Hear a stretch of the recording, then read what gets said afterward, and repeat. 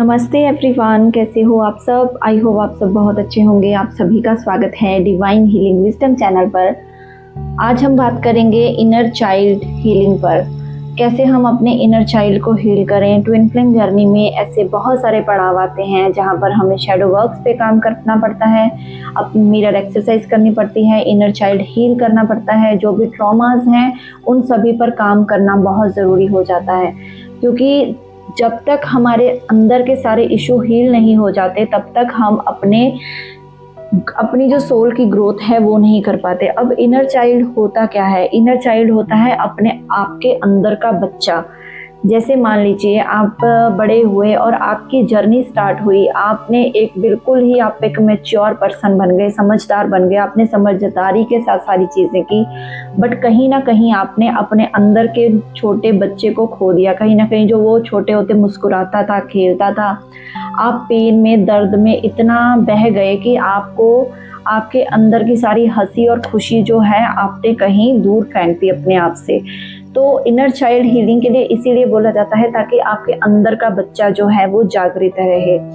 आपके inner child में कुछ ऐसा, आपका जो इनर चाइल्ड कुछ ऐसा उसको वुंड मिला है जो अभी वो अनहील्ड है, जिसके कारण आपको पेन हो रहा है, बार बार आपकी लाइफ में रिजेक्शंस हो रही हैं।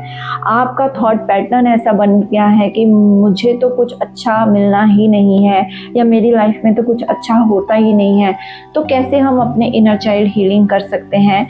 अगर आप भी ट्विन फ्लेम जर्नी में हो तो आपको सबसे पहले अपने बचपन में जाना होगा। इनर चाइल्ड हीलिंग के लिए हमारी बचपन की क्या यादें थी, जैसे हमें कौन सी ऐसी चीज़ों से ट्रिगर हुआ था बचपन में कि हम लोग जो है एक बिल्कुल एक सहमे सहमे डरे डरे से बच्चे बन गए। हो सकता है जो ट्विन फ्लेम्स होते हैं वो, अगर उनका इनर चाइल्ड वुंडेड है तो वो एक जल्दी से किसी से साथ घुलते मिलते नहीं है, उनको एक बिल्कुल परेशानी होगी हर एक के साथ घुलने मिलने में, बात करने में।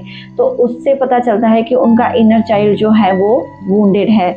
उसके बाद ट्विन फ्लेम जर्नी में जनरली ये होता है कि ट्विन फ्लेम जो बच्चे होते हैं, जब उनका बचपना चल रहा होता है तो बोला जाता है कि ये काम आपको नहीं करना, ये आपके लिए काम नहीं बना। गर्ल है तो जैसे ये पैट्रियार्की अपना समाज होता है, वही बोलता है कि बच्चों को जो है गर्ल चाइल्ड को नहीं पढ़ाना, मेल चाइल्ड को पढ़ाना है।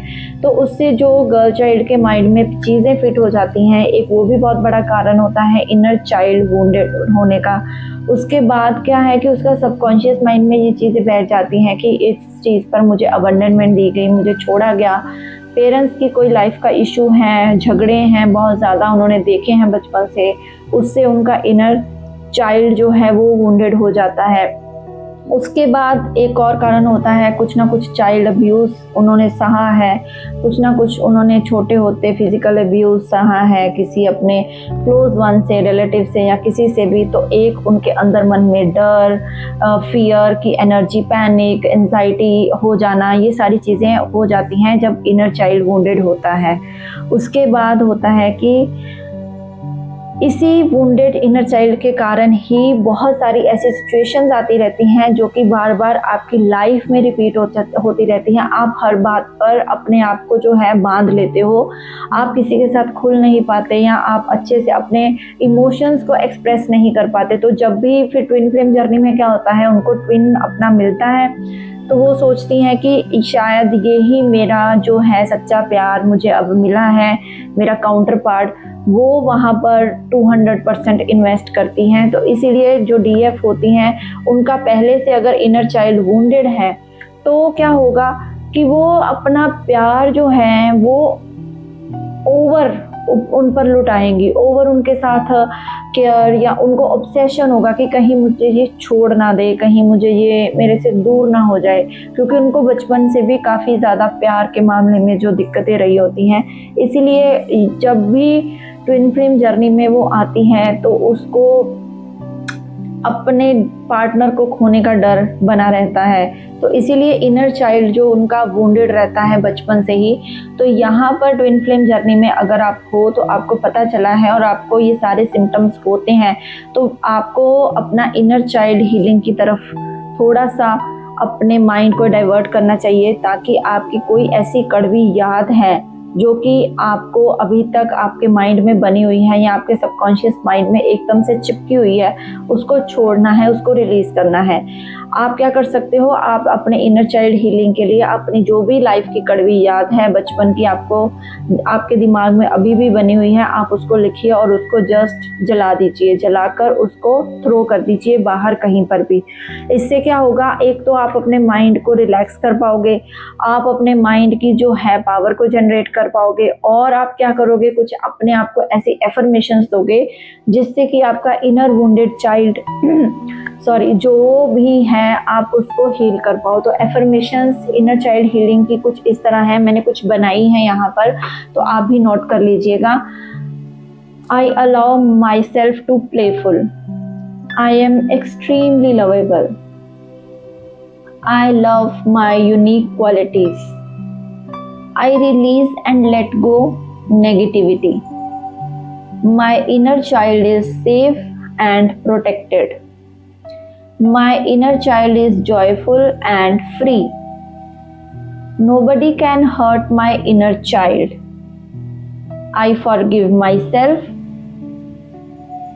and जो भी मेरे अराउंड जितने भी लोग हैं मैं उन सभी को माफ़ करती हूँ और मैं खुद को भी माफ़ करती हूँ।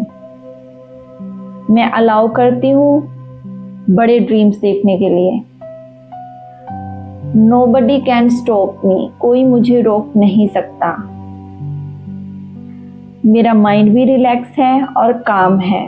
मैं अपनी ज़िंदगी के सारे फैसले बहुत अच्छे से ले सकती हूँ। I am in deeply love with myself।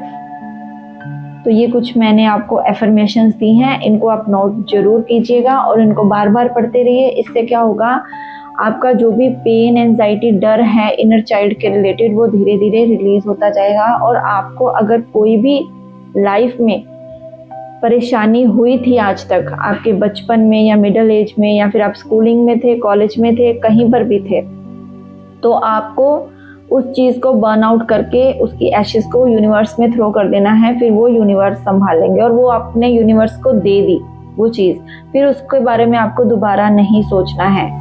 और जो भी पास्ट की कड़वी यादें हैं उनको एक जगह पर आपको लेटर टू गॉड भी आप लिख सकते हो, उनको लिखकर आपको एक लेटर टू गॉड लिखनी है और अपनी सारी प्रॉब्लम्स को वहाँ पर लिखकर जो भी आपकी अब तक लाइफ में जो भी इश्यूज हुए वो आपने लेटर टू गॉड दे देनी है कि अब मैंने अपनी सारी चिंताएं भगवान को दे दी। ये भी एक बहुत बढ़िया मेथड है इनर चाइल्ड को हील करने का, ठीक है। तो अगर आपको ये वीडियो अच्छी लगी हो तो लाइक, शेयर, सब्सक्राइब जरूर करना, और अगर आपने कर दिया है तो आपका बहुत बहुत शुक्रिया। Thank you so much, all the best, God bless you.